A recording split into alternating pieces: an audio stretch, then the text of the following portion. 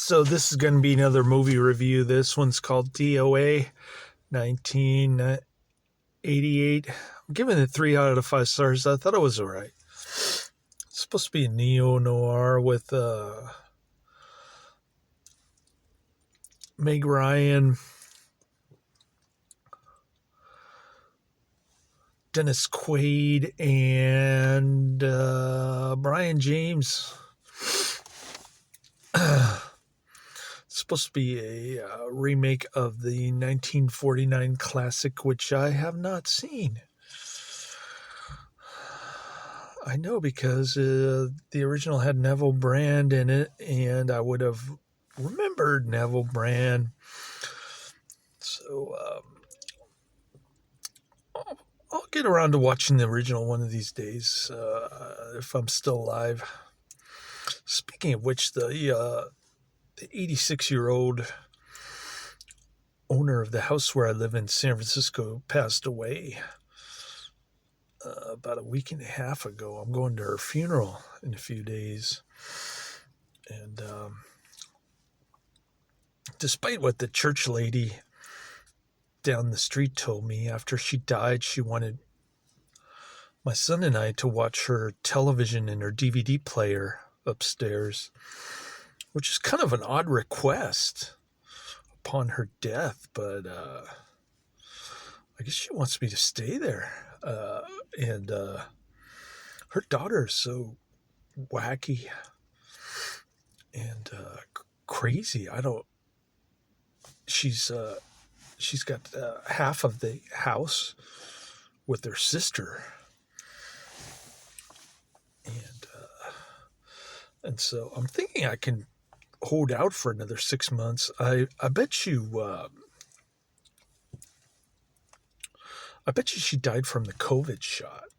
I could be wrong, but I predicted that she was going to die a year after she got the shots, or shot, whatever the case may be, the mRNA vaccine, as they call it. I call it the COVID shots, but the same thing happens to my ex-wife.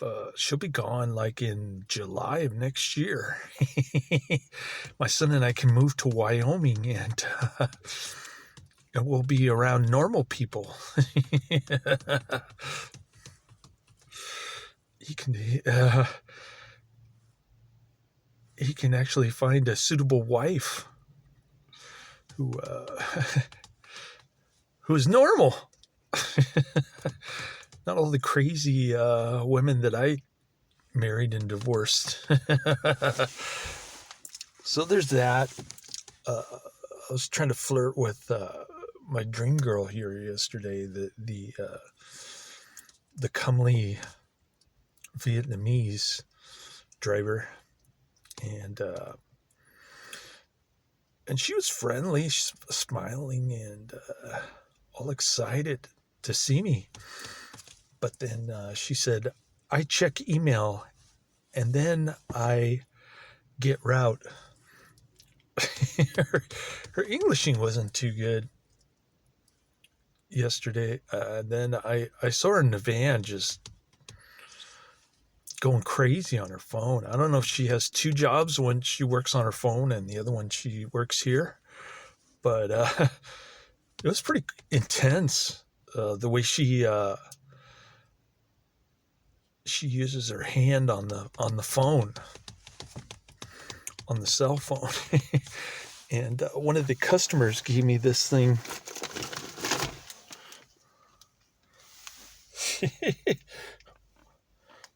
I was delivering groceries this morning, and and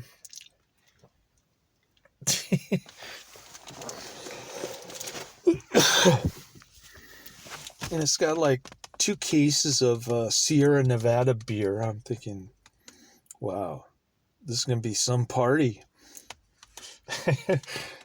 I go upstairs. It's got one of those handicap things that goes electronically down the side of the stairs. You know what I'm talking about? The rail. and the wheelchair thing. So this 90-year-old opens the door, and I'm thinking, man, this guy's party player. He doesn't have his ID. He just has his Kaiser card. So I say, sorry, I can't deliver your order. Is there anybody else in the house who can show me their IDs? So this older German lady gave me this gift, and I want to re-gift it to my Vietnamese friend here. Too busy to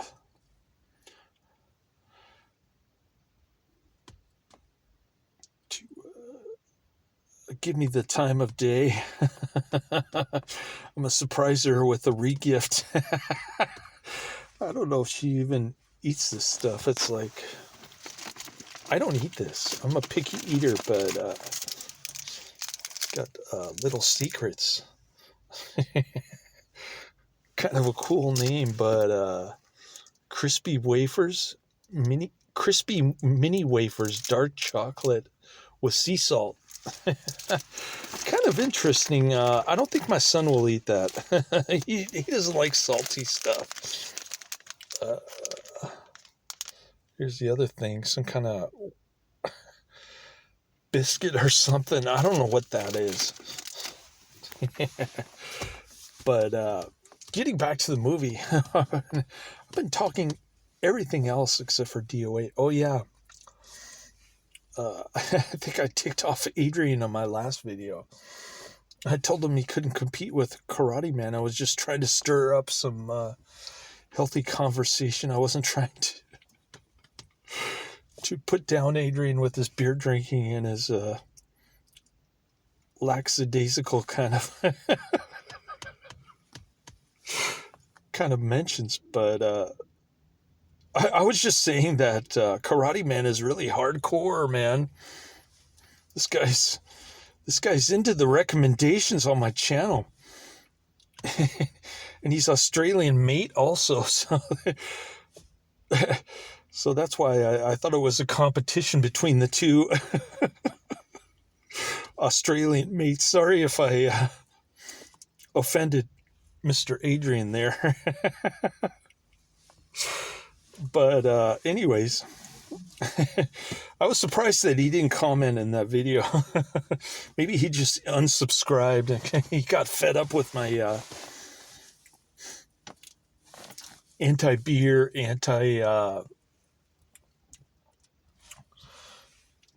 lackadaisical mention tirade. You shouldn't take me seriously. Take it with a grain of salt. It was all in good fun. I was just kidding with Karate Man. I wasn't all trying to be serious. Just some harmless little competition going there. But oh yeah, the movie D.O.A. Okay, so it's got the dark noir kind of stuff going. Pretty cool themes, but the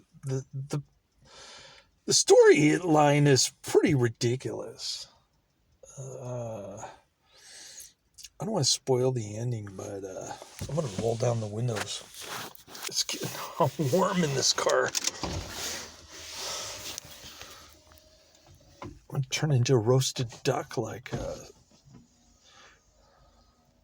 Ralphie Boy's Christmas dinner in A Christmas Story. That was the best part of the movie as far as I'm concerned.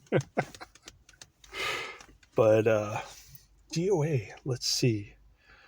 Dennis Quaid is a English professor. He's a former successful writer. So he decides to give up and become an English professor. His marriage of 4 years is kind of worthless because he doesn't put much energy into it. And his So his wife files divorce. Meg Ryan is a student. She doesn't get naked in this. Well, she does off camera, but the most you can see is her A-cup under boob. Her little mosquito bite you don't get to see because the camera is pointing in the wrong direction multiple times. Not once, but twice. So there's that. It is rated R, though, because it's got the potty mouth language, a lot of blood and killing and stuff. It was all right. I like the dark tones, and it was pretty cool when Meg Ryan was dancing around her dorm room to Billy Idol, Rebel Yell, which is like a 1983 song or something. They're still playing it in 1988. And even today, you can still hear it on the radio if you listen to the classic rock station in San Jose. But she's dancing around to Billy Idol music playing on her record player, I guess. This is 1988. The technology looks pretty bad compared to today. Especially that Oldsmobile boat that the chauffeur drives around. So what happens? Oh, she's dancing around to Billy Idol, and then she goes into a Freudian slip, quite literally, and that's the scene where she's changing her clothes with her back to the camera. That was really lame. Why doesn't Meg Ryan show herself in movies? I don't understand. What is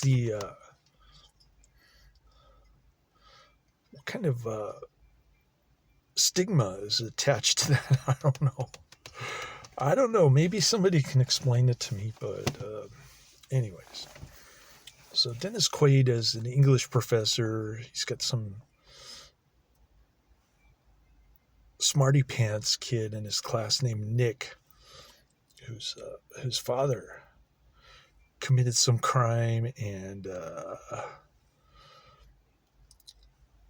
then killed some lady's husband or something, and she decided to put him through college, which doesn't make sense. But there's a love triangle going there. We find out later, and by the end of the movie, even Dennis Quaid pretty much explains how ridiculous the storyline is. You've got the Keystone Cops going after clues. They think Dennis Quaid is the murderer, but anyways, so this kid jumps off the building, smashes into Dennis Quaid's window, and goes splat on the sidewalk. It's pretty graphic, but anyways, they're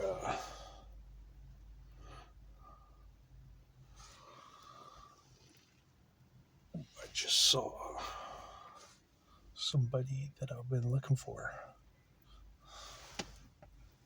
Where did she go?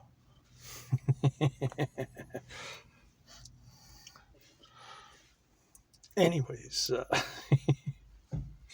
I just saw her right there. So,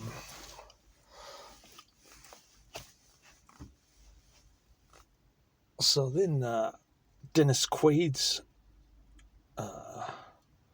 wife gets offed somehow, and he goes to a bar, meets Meg Ryan. Meg Ryan's trying to get his attention in class as a student, get his book signed or something. Then they meet each other at a bar, they get drunk, and he gets poisoned somehow. And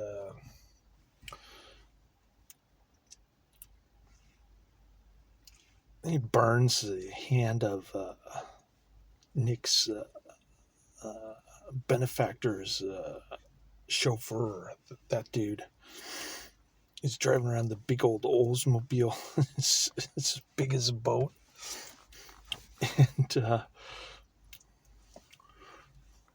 And so they're doing that. And I don't know. Meg Ryan or Dennis Quaid goes to the doctor. He finds out that he's got like 2 days to live because the poison seeped into his system, and there's no antidote. So at the beginning of the movie, he goes to the police to report a murder, his own. That's pretty cool. And then he tells a story on VHS tape of what actually happened. So through a series of accidents and coincidences, he learns to find out that Nick's benefactor was actually his mother. So she didn't kill him, but she did kill a couple of other guys that aren't in the rest of the movie. It didn't make sense to me. That part didn't make sense to me, but anyways, she ends up getting shot on the pool table, and then I guess I can talk about the real killer, because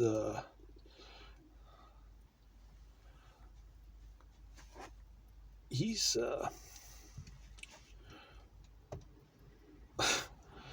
oh my god.